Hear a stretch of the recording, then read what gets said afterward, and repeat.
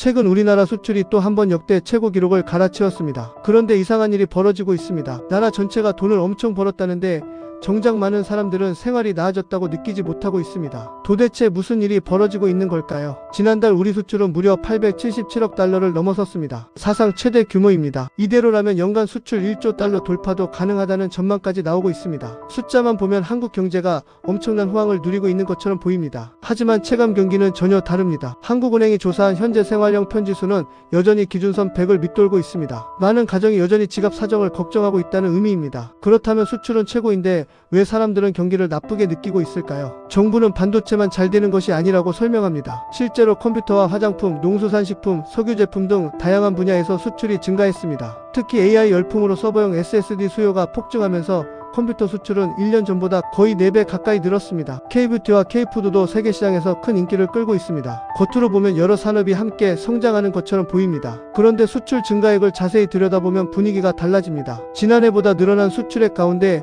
대부분이 반도체와 컴퓨터에서 발생한 것으로 나타났습니다. 전체 증가분의 약 87%가 두 품목에서 나왔습니다. 결국 역대급 수출 신기록을 만든 진짜 주인공은 AI, 열풍이 만든 메모리 반도체와 서버용 저장 장치였던 것입니다. 문제는 여기서부터 시작됩니다. 반도체 산업은 엄청난 돈을 벌어들이지만 생각보다 많은 일자리를 만들지는 않습니다. 반도체는 대표적인 자본 집약 산업입니다. 거대한 공장과 첨단 설비가 핵심이기 때문입니다. 수출이 늘어도 취업자가 폭발적으로 증가하지는 않습니다. 실제로 반도체 분야 종사자는 전체 취업자의 0.3% 수준에 불과합니다. 삼성전자와 SK하이닉스가 막대한 이익을 내더라도 그 효과가 전국의 자영업자나 중소기업, 일반 직장인에게까지 빠르게 퍼지지 않는 이유가 여기에 있습니다. 한국은행 역시 수출 증가가 가계소득과 소비 증가로 이어지는 효과가 과거보다 약해졌다고 분석했습니다. 특히 최근 성장을 이끄는 IT 산업은 생산 과정에서 수입 원재료 비중도 높고 연간 산업 효과도 크지 않다고 설명했습니다. 또 하나 중요한 이유가 있습니다. 돈이 생긴 사람들이 반드시 소비를 늘리는 것은 아니라는 점입니다. 경제학에서는 이를 한계 소비 성향이라고 부릅니다. 일반 가계는 소득이 늘어나면 일정 부분을 소비하지만 고소득층은 상대적으로 소비보다 저축이나 투자 비중을 더 높이는 경향이 있습니다. 결국 반도체 호황으로 발생한 수익이 내수시장 전체를 끌어올리는데 한계가 생기는 것입니다. 반면 일자리를 많이 만드는 산업들은 오히려 어려움을 겪고 있습니다. 자동차와 자동차 부품, 일반기계,